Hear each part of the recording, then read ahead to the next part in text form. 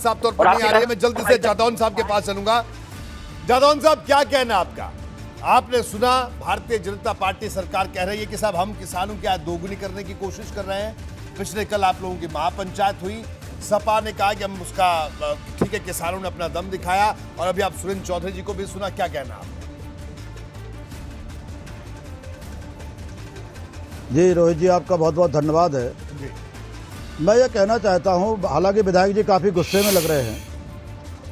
कोई बात नहीं, चुनाव का समय है, टिकट का भी मसला होता है, तो ऐसी कोई बात नहीं, शांति से बात कर लो भाई। अपन लोग एक हाँ, आराम से बात करिए। अरे कर लो, सुन लीजिए विधायक जी, सुन लीजिए। गुस्सा नहीं है, गुस्सा नहीं है। आप राजनीतिक प्रतिद्वंदियों से कैसे भी बात करो, लेकिन हमें डकैत बताने के बाद भी हम आपसे शालीनता से बात कर रहे हैं। आपने डीजे को अय्यासी बताया, फिर भी हम शालीनता से बात कर रहे हैं। बात कर लो ना। इतनी बड़ी महापंचायत के बाद थोड़ा बहुत गुस्सा आना लाजमी है। हम आपके गुस्से की कदर करते हैं सर, ऐसा नहीं है।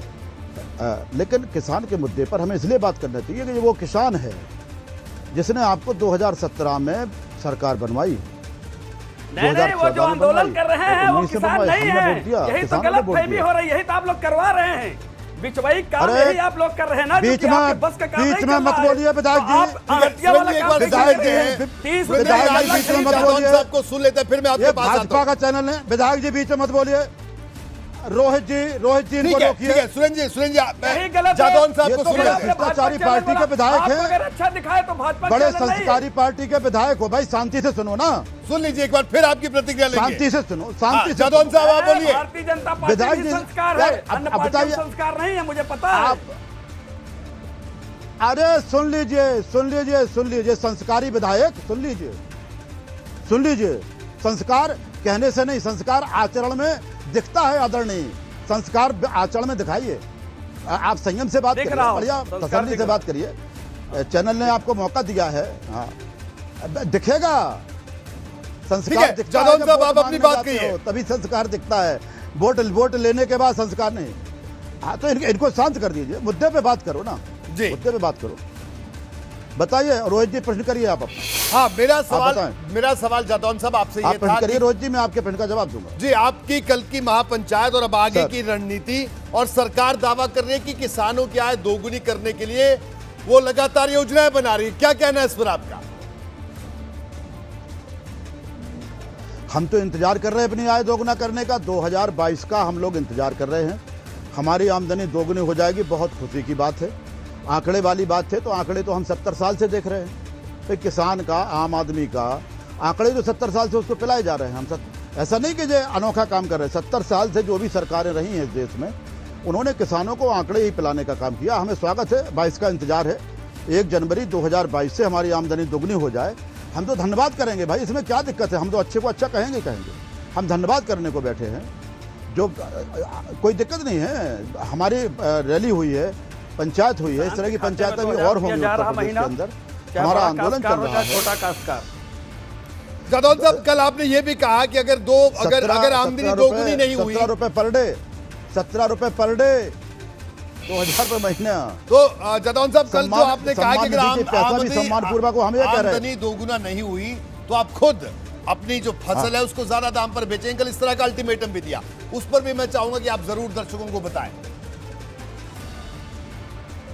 नहीं, ये कहा है अभी हमने जो भाई फसलें हम खरीदारी किया है कोरोना जैसे महामारी बीमारी में, निःशुल्क आपको। अच्छा, बीच में कूदने का काम क्यों कर रहे हैं विधायक जी? आपका नंबर आएगा, निःशुल्क, आपका नंबर आएगा, कोटेदार के माध्यम से आपका नंबर 5 किलो पर यूनिट देने का कार्य किया है। क्या तकलीफ है विधायक जी को भाई? सुरेंद्र जी, मैं आ रहा हूं आपके पास जल्दी से। एक प्रतिक्रिया। बीच में क्यों आ रहा है? अपने समय पे आइए जी। जादौन साहब बोलिए, बात पूरी करिए। जो अल्टीमेटम है आपका, जो खरीद की बात कर रहे हैं, रामपुर में वो उन प्लाटों पे खेती दिखाई गई है जिन पे मकान बने हैं। बाराबंकी में उन वाहनों पर, उन नंबरों पर 100 क्विंटल धान तौली गई जो मोटरसाइकिल के नंबर हैं। कैसी बात कर रहे हैं आप जाइए, फैक्ट पर जाइए। और ये ऐसा नहीं, ये होता रहा हमेशा से। किसान का माल सस्ते में व्यापारी खरीद करके और फर्जी आंकड़ों के साथ खरीद केंद्रों में बेचता रहा। उनके आंकड़े बता रहे हैं भाई, आंकड़ों का काम नहीं। अगर गन्ना मूल्य में ज्यादा का भुगतान किया है तो बता दो, 4 साल में जब गन्ना मूल्य बढ़ाया नहीं है तो रकम का भुगतान ज़्यादा कैसे हो गया? भाई कहीं ना कहीं आंकड़े में गलती तो है ही है। भाई कीमत बढ़ेगी तभी तो उसका रुपए बढ़ेगा। भाई कीमत बढ़ी नहीं है और गन्ने का भुगतान बढ़ गया। कैसे बढ़ गया भाई? ये गन्ना कहाँ से आ गया, क्या हुआ? भाई आंकड़े क्लियर करके दो। अगर वास्तव में ऐसा है तो किसान ने उत्पादन करके दिया है। भाई बगैर उत्पादन के भुगतान कैसे कर देंगे आप? हमें जरा आप इन चीज़ों के जवाब मिल जाना चाहिए और संयम से और शालीनता से बहस होना चाहिए। बिल्कुल, बोलिए सुरेंद्र जी। पूरा किसानों का भुगतान पूर्ण रूप से हो चुका है। किसी भी एक किसान का भुगतान नहीं बाकी है। जिस रेट पे जो आवश्यकता है सरकार उनका उसके अनुरूप उनके हिसाब से उनका भुगतान कर दिया गया है। हम लोगों के कार्यकाल में कोई ऐसा भुगतान किसानों के नहीं बाकी है जिससे वो आरोप लगा सके। ये तथ्यों के साथ आए कि हाँ कहाँ किसका बाकी है तो मैं बताऊं कि हाँ क्या बोल रहे हैं ये। और निश्चित तौर पर किसानों का पूरा जो विकास है सिर्फ भारतीय जनता पार्टी के साथ है। ठीक है, मैं अब्दुल हाफिज गांधी साहब, कोई भी किसान का पैसा बाकी नहीं। गांधी साहब आपके पास आऊंगा। समाजवादी पार्टी के प्रवक्ता हैं, पहले आपकी आवाज भी हम साफ तौर पर नहीं सुन पा रहे थे। गांधी साहब, मौजूदा सरकार का कहना है कि आपकी सरकार जब थी तो आप लोगों ने किसानों को वाजिब हक नहीं दिया, लेकिन ये सरकार वाजिब हक दे रही है। जादौन साहब की बात हमने सुन ली, आपका क्या कहना है, आपकी प्रतिक्रिया इस पर, सरकार के इन तमाम तथ्यों पर या आरोपों पर?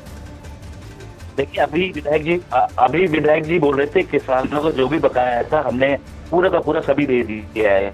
इससे बड़ा सफेद झूठ कोई हो नहीं सकता, क्योंकि शायद विधायक जी होमवर्क करके नहीं आए। अभी भी गन्ना किसानों का जो है करोड़ों रुपया सरकार का बकाया है। सरकार ने गन्ना किसानों का के अलावा जब तो 5 रुपए उन्होंने बढ़ा दी। पंचायत देखकर इनके होश झूठ पर झूठ परोसने का काम कर रहा है कि किस तरह से जो ये चाहे गेहूं की या धान की खरीद उसमें सब फर्जी बढ़ा है। तो बात ये है आंकड़ों के साथ खेल हमने पहली बार नहीं देखा। आपको तो यह पता होना चाहिए कि जब हम सरकारी रेट माननीय योगी जी ने बात की कि हम केंद्र पर जब खरीद रहा हूँ उस पर आपको दिक्कत हो रही है क्योंकि आप काम कर नहीं पा रहे हैं। और जो आप हमको बता रहे होमवर्क करते हैं, हम होमवर्क 365 दिन करते हैं। चुनाव आने पर होमवर्क हमको नहीं करना रहता है।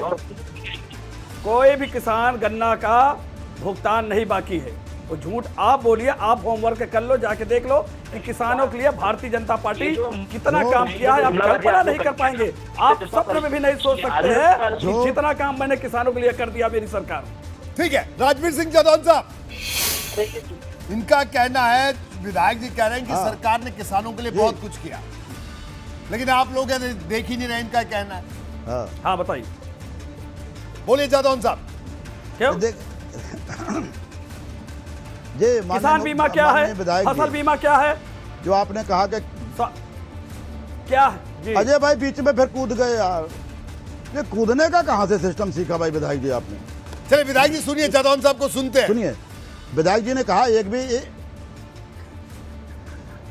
हम किसी के बीच में नहीं बोलते। रोहित जी बिल्कुल बोलिए बोलिए। देखो, अगर आपने कहा कि गन्ने का पूरा 100% भुगतान हो गया, एक भी पैसा बकाया नहीं है, तो ये बात माननीय मुख्यमंत्री जी या प्रधानमंत्री जी कह दें कि एक भी पैसा आज की तारीख में बकाया नहीं है। माननीय विधायक जी, आंकड़े दुरुस्त कर लिए जाते हैं, ऐसी क्या बात है?